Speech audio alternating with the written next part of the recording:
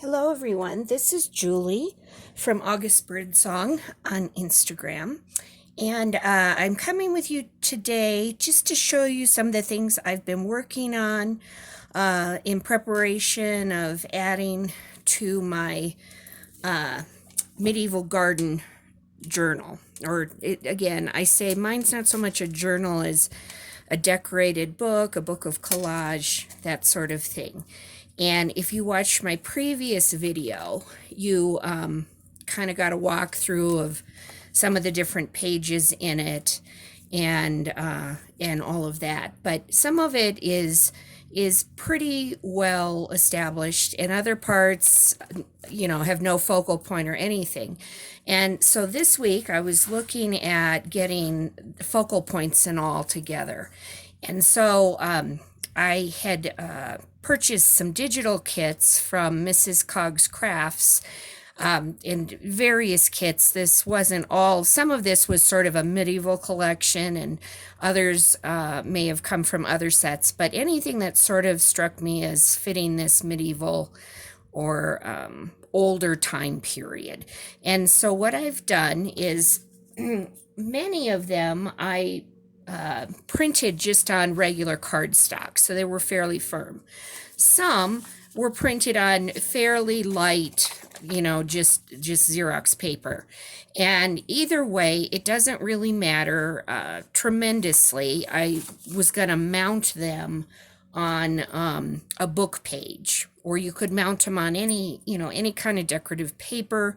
But again, I'm kind of going for, again, sort of that grungy, time past feel to it.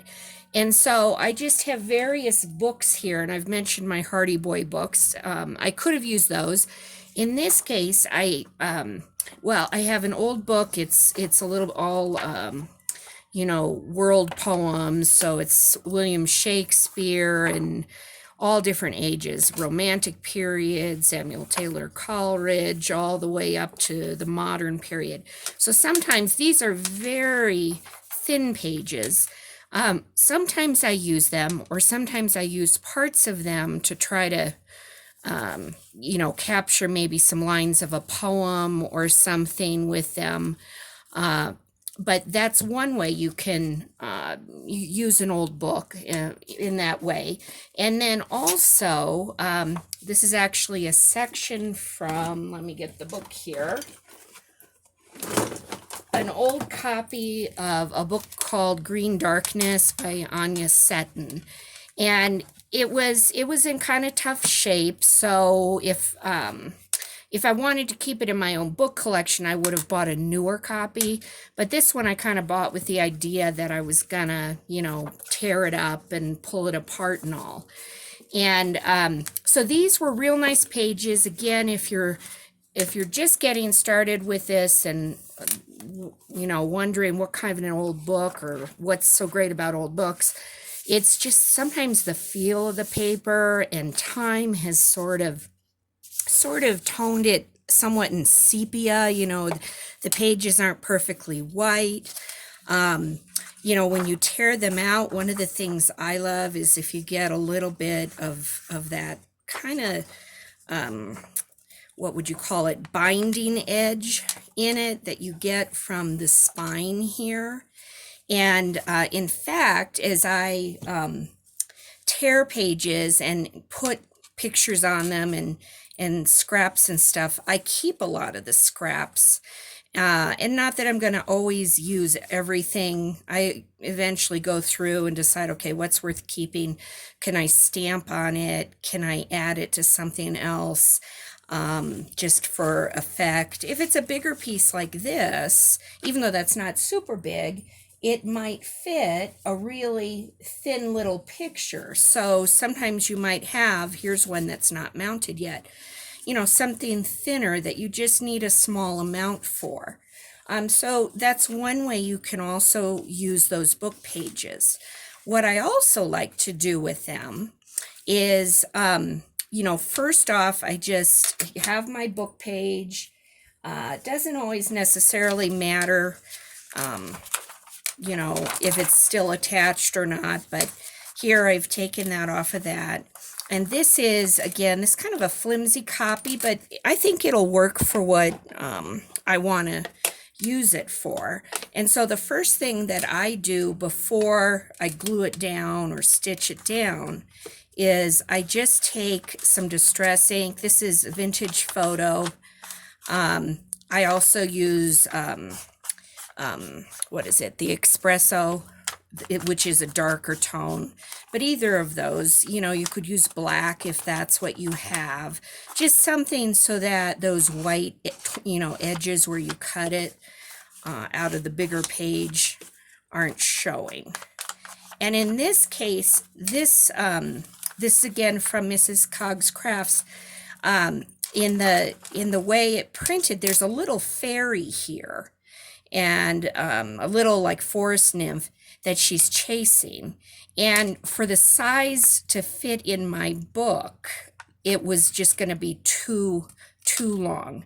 And also I wanted it to be a more realistic feel of that period. I didn't know that I wanted the little fairy in it. So the way I cut it, it almost looks like this was just a rosebud or, you know, from a rose bush or something. We don't know what she's chasing. But what I was going for with this picture was the flow of her dress. It has that feeling of movement. Even though, you know, she is partially cut off in it, in the painting, you still have that sense of movement and I think kind of romanticism, even though those dresses must have been incredibly uncomfortable and hot and probably very dirty by our standards of cleanliness today. There's still something very romantic in an image of these beautiful gowns and long dresses and everything. And I loved the flow of that picture. And so that's kind of the first thing that I do after I have cut them out of the book. And now when I do take a page like this, I tend to, if it's lighter Xerox paper, I use my ruler and I just tear it rather than, let me see if I have something here that I can show you with. But for example, here's a page that is on cardstock, and this isn't for this medieval journal, but this is from the Sea Voyage collection. I would use my trimmer for this. I mean, you could cut it out with scissors. It's, you know, the lines are pretty easy on this particular one because it's heavier. But if it's a lighter paper, like I was saying about this one, here's one. So this is an example, and I'll get back to that one. This is how I like to do it with a ruler or some kind of straight edge. And you just hold it down. I'm right-handed, so I hold it with my left hand. And I just like sort of that rough edge that you can get. And, you know, you just do it like this and tear them all out. And if there are parts of it that, you know, maybe it's going to be too big for the page, that kind of thing, I might, you know, take off part of the picture. If I, you know, maybe I only have a small space and there's a lot of darkness here, so maybe I'll tear it down a little to make it work more for my situation. But an easy way to do, like this thin line here, is to turn it so that the thin part that you're going to tear is under the ruler, and then just gently, with pressure holding it on the left, gently, and then sometimes you need to readjust it because this is a long one. Just keep slowly tearing it. And again, you get that kind of nice edge. Now I'm still going to ink that edge, and I'll, you know, do the rest later, but that gives you an idea. If it's this kind of a thin paper, I like to just tear it. And that, you know, has its own texture to the picture, making it seem more aged.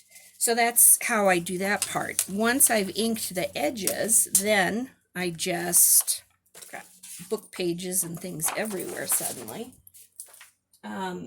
Once I've done that, I just take a glue stick, and here I've got, this is one, I just used up my last glue stick. So I had this one on hand, and this is just Scotch Mega Glue Stick. This paper is going to get stitched anyways, so I'm okay with using just a glue stick on this because it's going to be pretty held down by other things. But so I'm going to just, you know, glue it down, and when I was doing a lot of these, I had my glue book out. For now, I'm just going to do it on the page that it's going to go on, just to be quick. But a glue book is just like I had an old magazine. And then as the pages get sticky, you just tear them off and all. And then yesterday when I was working on this, what I did I had not pre-planned much, but if there was something interesting, like here in the quote, it says, Celia made Celia vaguely uneasy, even though it was proof of the long-established lineage which thrilled her. I have no idea what that's about, but I liked that vaguely uneasy, which kind of goes with the unease in the picture. She is kind of running after something, and this doesn't always work. A lot of times you're gluing on things that, you know, don't really have anything to do with the subject in the picture. But if it does, you know, I like to kind of work in those just kind of quirky moments where maybe if somebody were looking at it and had the time to look at what the writing said, they would make sort of a connection with that. Now, I'm going to take off the 1968 part, but I'll save this. I can use that again somewhere else. On this edge, yeah, it's rough enough. I'm going to kind of tear the corner a little here, and I'll take this down a little. Doesn't have to be exactly the length of the top. And again, down the road, I could just use any kind of a border stamp, a design, a pattern of some kind on something like this. Again, ink anything up around the edges, and it suddenly appears sort of more interesting, you know, with texture and stuff. See that tear creates that nice edge to it. So hold on to things like this, because down the road they can add to your layering. And at this point, what I would do then, if I was going to use this, sometimes I let things that I use a glue stick on kind of sit overnight, just so I don't put them under the machine, the needle with it, you know, the glue, and maybe have the needle get caught in that glue. I haven't really had problems with that. Another thing is you can add the glue, but maybe don't just go around the edges too much with the glue and then put it on the sewing machine right away. The past few days I just tended to glue a bunch, let them sit overnight, and then I stitched them the next day. But once they were stitched, like these ones, so you can see this is all stitched, then I came back and I inked the edges. So, and what I'm going to show you, I'm going to build this one up even though it's not stitched yet. And you can do this too before you stitch it. I'm going to build up using some remnants, just some rough edges in places. And let me just show you here what I'm talking about. So I'm going to just go around here. And like I said before, I kind of wanted to leave some of those lines in there, just kind of as a, again, a play on the picture and all. So I'm just giving it a light edging. But then, if I look at this, I'm going to look at some of my scraps. Like I can even look at the one I was just talking to you about. And if I want, I can kind of build it up somewhere. I could build it up more on the bottom. Let me look through. This is my little bundle of scraps. I'm looking for some that maybe, see, like this has this nice edge to it. Maybe find a way to kind of work that into the collage, the picture on the page and all. So what I might do is even kind of glue it behind that. Do you see how that's kind of, again, it's making a deeper layer. So what I might do there, let me just go ahead and I'm going to ink this on this, because what I'm after is this roughness, and trying to have that add to the feel of age on the page here. That rhymes. And so let me grab my glue stick, and again, this will get stitched, so I'm not too concerned like about this piece coming off. And even if I didn't stitch, you know, if I didn't have a sewing machine, which I didn't have when I first started all of this, I would have just maybe used a stronger glue if I was worried about it possibly coming loose. And so I'm going to just kind of, see there, put it there. Okay. And then you can just kind of roughly tear the extra on the ends off. And then I'm going to do one more thing here. So I'm going to just kind of lightly, just again, lightly distress. But I also like to kind of do a little bit of overlap on the page. Now here, I don't want to cover her face. So it may be that I won't use it there. But you saw me looking down here at the bottom before. I may put it kind of right there. And what I'll be doing with that, at first I'm going to ink it up on the edges right here.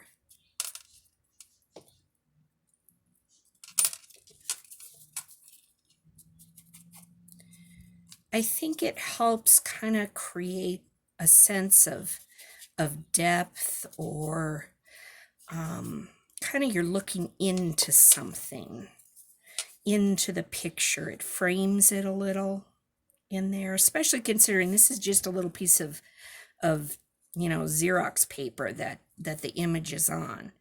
And I think what I would call it is it sort of elevates it. It takes it to the next level. And here we go. We're going to just kind of put that down there. And it doesn't matter that it's not doing that all the way around. Just enough to kind of, I'm trying to get it a little lower. I'm going to have to pull it back a little bit, a little lower. And I'll just add a little more here. Okay. And it's coming off a little bit, but that's okay. That's okay. Maybe I'll put a little bit there, or a little bit on the other part. But you know, now this is a very thin piece. We'll see. I don't know if I want to work with something that thin, but just look, you know, a piece like that, if you can get it to stick, is sort of just what I was looking for. See? And it's not covering her, but it just takes that cold, hard edge away. So I'm going to just run my glue stick right on that edge. I don't think I'm going to try to ink it right now because it's such a flimsy little piece that I just want to kind of get it down there without tearing it. And if I want, I can look for another little piece, or I can just kind of have it end where it ends. I'm just going to take that in. I can try to darken it more later if I want, or try to darken that outer edge on that little piece. Okay, but what I was going for was something to just soften that edge a little bit. It just barely cuts into the image. I could, put a little more of something. And again, this is just using the remnants that we tear off. And sometimes it's good holding on to those little pieces, and sometimes they can kind of drive you crazy because you end up with so much. You finally have to say enough is enough.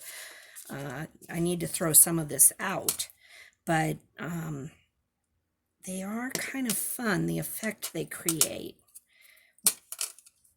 I could also take these little snippets, and let me see, I don't want to totally cover up. I mainly want that top line about Celia was uneasy. That's really the only part I really care about kind of keeping in it. And again, I've just sort of added it in. I didn't re-ink my thing. I'm just using the ink kind of on the stamp already to kind of bring it in. And it's just sort of building up some of that layering around it. We could try that. That might be too thick. Let's see. I could just kind of on my own tear it down a little. Either piece, maybe use the straight edge here again.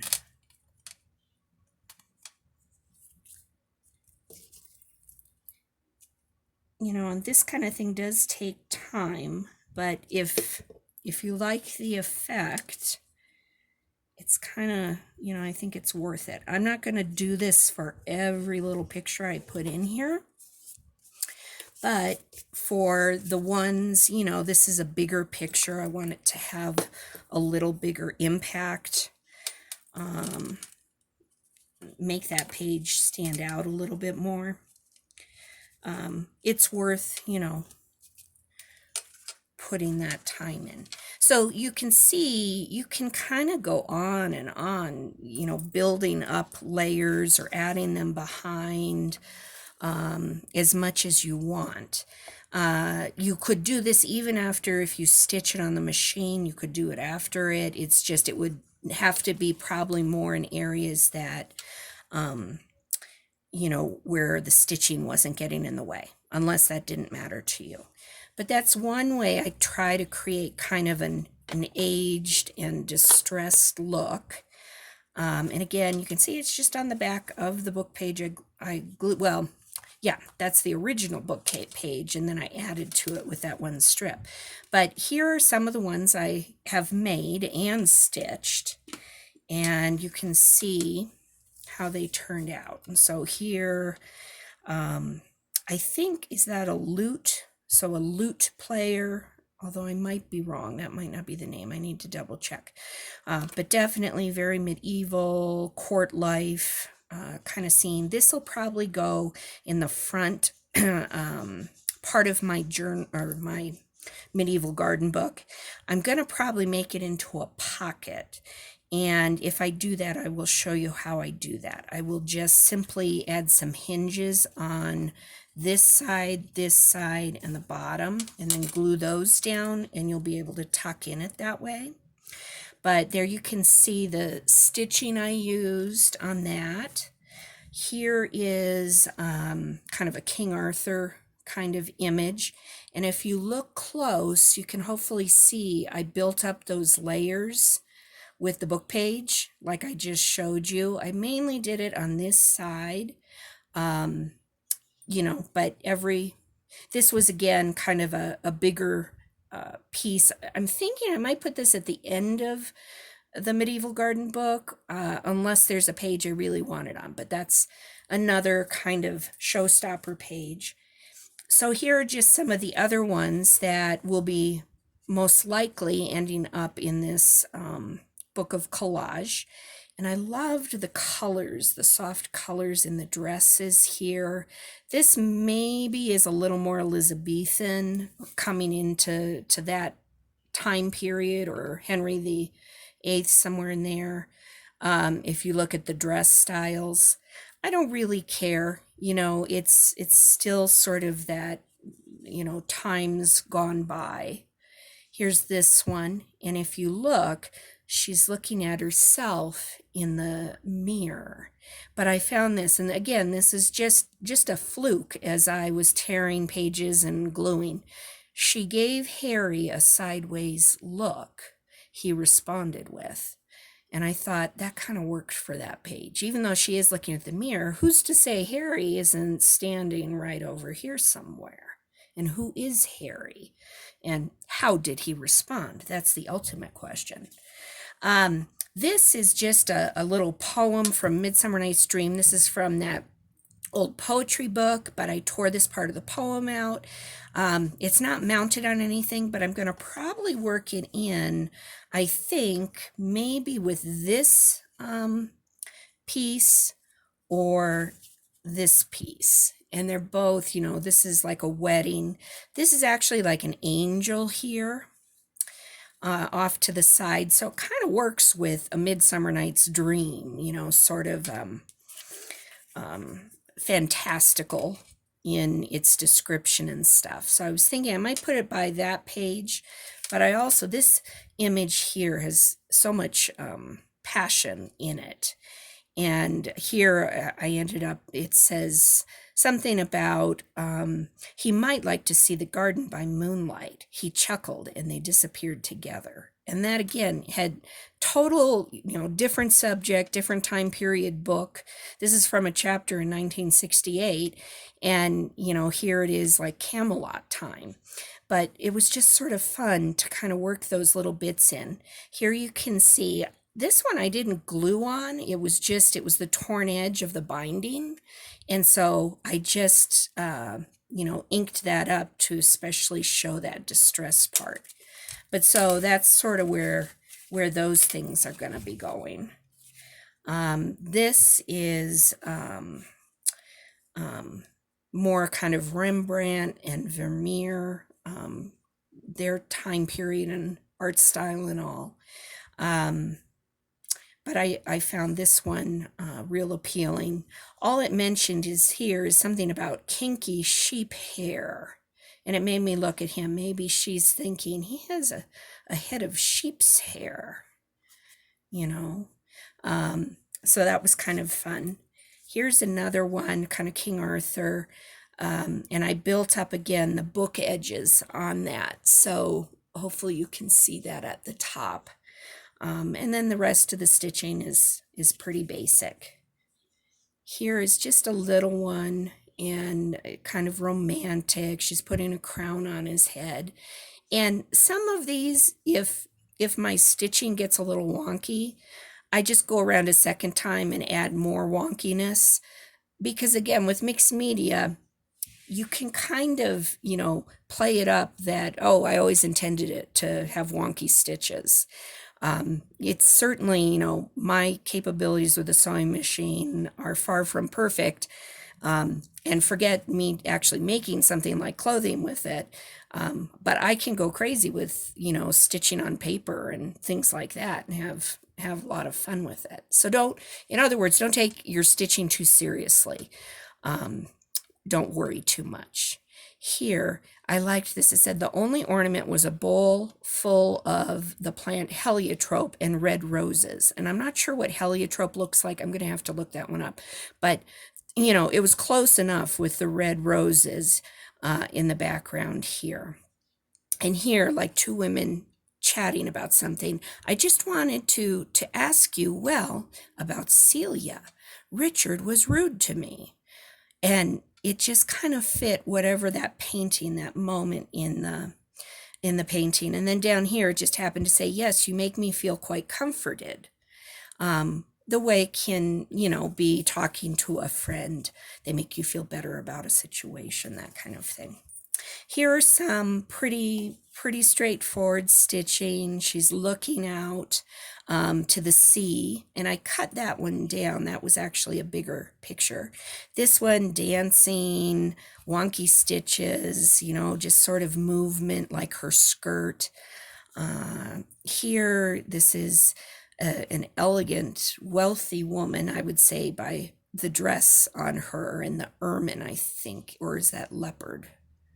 I'm not sure, maybe that's leopard. The furs that the wealthy would have on them. Now, I don't like fur on modern clothing and all, but back then, when they didn't have electric heating and things, you can understand a little bit more why the wealthy had their furs. But and here are two gentlemen in the back, and she's thinking, maybe yawning a little, and you can see how I built up. Hopefully I'm trying to see in the camera if you can see that, the paper layers and all there. Here's what drew me to this picture was sort of being able to see the gentleman's clothing more, because we often see mainly the women in their dresses and things, and just this sort of some courting going on there maybe.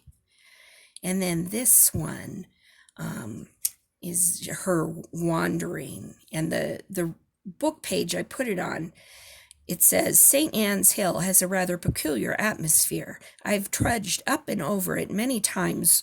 Well, it says when I was a boy. I didn't notice that part when I put her on that page. The footpath's a shortcut from the town down to the river Roder, and thus to Caudray Castle. Was there once a castle on that hill too? Celia asked. Oh, I'm saved. I guess this is Celia, and she's with somebody else. And it says the most popular tale basically is that of the Black Monk. My great aunt claimed that when she was a girl, she saw the monk gliding down the hill into the town on a midsummer's eve. So again, kind of creating that sense of mystery and all. And this one kind of reminds me of the, mystical and the magician. And here they're sitting at this tree, and just, even though the page tore, I inked up this edge a lot just to make it a little more interesting. And here is this one. I didn't stitch it all the way around. Maybe I should have. Let's see here. I liked the line, they passed a 14th century granary mounted high on a toadstool legs to discourage rats, and past a row of cottages where yellow light shone through small windows to the entrance of the ruin. So this kind of made me think of the entrance, although I'm not quite sure. Is that a door, or is she shackled there? Because these look like shackles, but it doesn't look like it's on that hand. So I'm not sure. Here's another. She was silent, never knowing quite, most untouched by the ancient evil. She felt a quiver of delight to belong to an ancient establishment. So again, sort of, the skull on the desk. And this is from a collection in Mrs.Cog'sCrafts called The Witches. And here again, the elegant lady walking along. Here we have a window. And I was really drawn to the drapery, the green here and the flash of red up there. She's reading a letter. And the paper on here, it says, I love him so desperately. I think he still loves me. And so I felt like, well, she's reading a letter. That might work. Here, probably a maidservant speaking to her lady about a letter or something else. And here, an artist, and the lady is looking over his shoulder. And in the book again here, it says, a savage joy in the closeness of their bodies. So very, very Gothic romance. And like I said, I didn't plan these pages. As I started to put them down, I'd sort of scan the page and see what words popped out.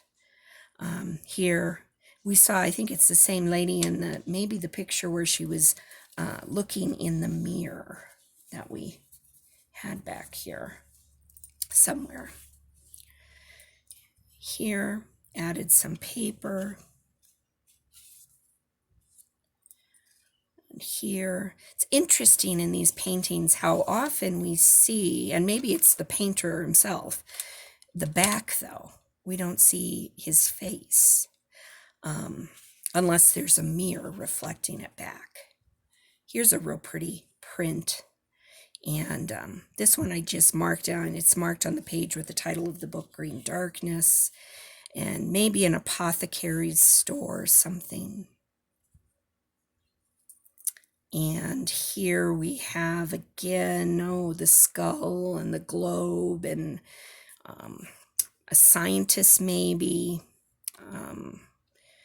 somebody educated but I think is the lady, she's pouring something on him. I think she's heard enough from him or something, because she has some kind of like a pitcher or something. If you look there, I don't know if you can see that, but you can see her hand coming down. She's holding like a pitcher, and there's just that sense she's pouring something on him. Maybe she thinks he's a fool or something, or talks nonsense. And then this one here, very elegant, kind of a parade up. Maybe these people are coming to greet another royal family, and the dress and colors.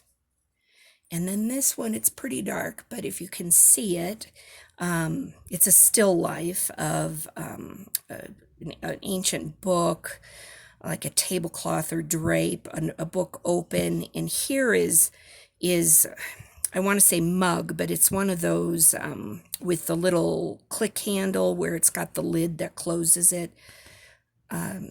Is it a stein? Like a beer stein? Something like that, I think they were called in there, but it's real dark, so I'm not sure if you can see much of that, but that's right there and all. And that's it for all of those pieces. Just some other things I was playing with. I cut out some images from bigger pictures in Mrs.Cog'sCrafts kits. And so I'm going to have fun playing with them too. And maybe I could put them on like puffy stickers or whatever, create some dimension on the pages, maybe where I use those. And so we'll see how those turn out. I may look for some more because I think they'll be fun. And as well, of course, I'll be working in some nature. This is just a little stamp, a hedgehog, Hedgie the Hedgehog, I think, from RedLeadPaperworks that I recently purchased. This is a Carabelle art stamp with a raccoon on it, and then the Journey stamp is from RedLeadPaperworks as well. I'll be probably working in some things like that into the pages just to draw things back to nature. And then also I've been working on these little snippets, if you want to call them that. I was using up just old tickets and little banner pieces from some of these are from Artymaze's kits. I made like kind of a country farm journal last summer, and I still had some with greenery, and this is from a bees one. And then these are some of Artymaze's, I think it's just tickets, that like a little kit she sells of tickets. And I've just the background is the ticket, and then I've added it to these other things to it. And the animals are from, I also purchased this. I think this is a fairly new collage sheet for RedLeadPaperworks. And I loved it because, wildlife nature is my thing. So it's right up my alley. So I had to get that right away. So I bought 2 copies, and I cut up the first one, cut them all out. And actually it's still a work in progress. Here you can see I cut them apart, and then I took my little Tim Holtz rough edger piece, whatever this thing is called, and you kind of just drag it on there, and it just shaves it on the edges. So yes, it took a little time, just like adding my bits of paper, and then I inked it, but it gave it that much more kind of rustic, authentic feel to it, as compared to just, it just was cut out of a bigger piece of paper. Sometimes I even sort of bend them a little, that kind of thing. So these ones I'm still, putting them on. I'll leave some of them just as they are and use them, but some of them I'm trying to use up other scraps. And so you can see, like, this was just a little banner left over. It was actually 2 banner pieces that I put a little muslin scrap in, glued them together. But before I did that, I kind of tore into them a little. I also went around the edges of those. So if you can see the real rough, again, texture, but the distressing picks it up real nicely. And then I just tore that back, and it picks up the other side. So I just distressed that a little. And then have this part torn and curling out, and then put my little animal stamp down and one of my stamped words. I have a little word set of stamps that came with a Dina Wakley stamp set, and it's on a set with sketches of women, like their faces, but it's words like valiant, brave, loyal, those kinds of things, but I use them for this. So even though it's with a totally different set and sketched women, I use the little stamps just to create things that I can use on here. So I also have some of those little words, the tiny talk, small talk, whatever, from Tim Holtz. Again, a little banner piece. I roughed it up, tore it up a little, that kind of thing. These are all just scraps and bits of muslin. And it's just, it's just gluing it and layering it. And that's all there is to it. So I'll use these down the road sometime. I don't know where. This was just a ticket, and he's blank on the back. So what I'm planning to do with this one I would probably glue down to a page, whereas these ones I might paper clip them, that they could be taken off. I might tuck them in a little pocket, so you could literally pick it up and, turn it over, look at it, possibly write something on it, whatever you want. But if I leave the back blank, I'm planning to probably glue it down. This one, the back is blank, but I roughed up the edges again, if you can see that. And I also had some of those little page tabs that here's one left over. A lot of Artymaze's kits have these in it, and it's where if you fold it in the middle and you have a page in your journal, and you can put it on the edge like a tab, that kind of thing. Well, I had those, some of those were leftovers too. So what I did is I actually cut them apart and tore them up a little, and then just worked them in to the little collage work. Because my goal was to just use up scraps, because the thing I love about mixed media is all of this stuff. The thing I hate about mixed media is all of this stuff, is trying to keep up with the stuff. And so I'm trying to force myself to use as much as possible up before I print out a ton of other stuff. And you forget about what you have, and then it just doesn't get used. So again, a little ticket. This one said, "Be brave with your life." And again, small talk, I just cut it down. This one says, "Don't forget to fly." This is a little squirrel, gray squirrel on it from the RedLeadPaperworks stamps. It says, "Make today count." And you have bees in the back.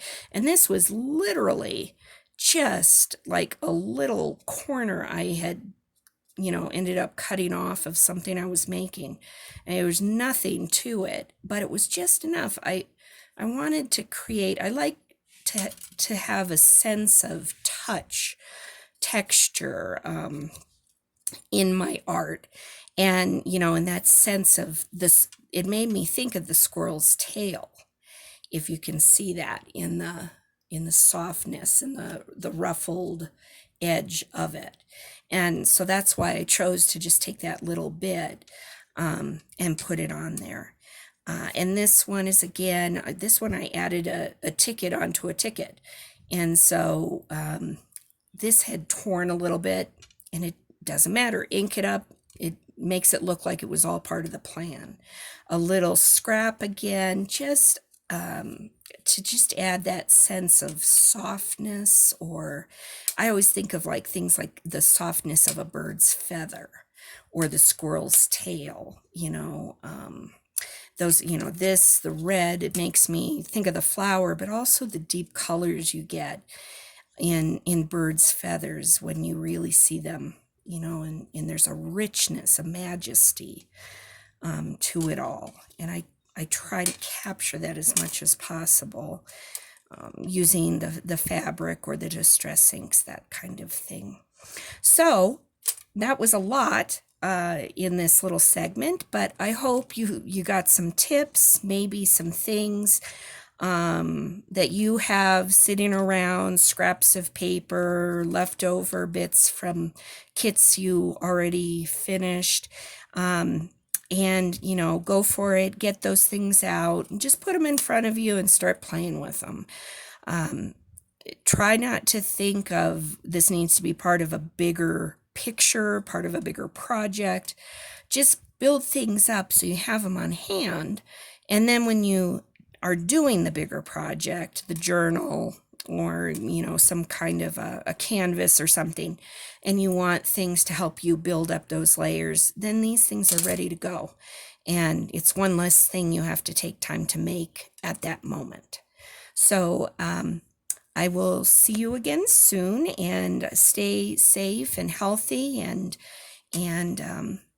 keep crafting. It's a good way to kind of give your mind a break from all the craziness in the world at the moment. I'll see you another day. Bye-bye.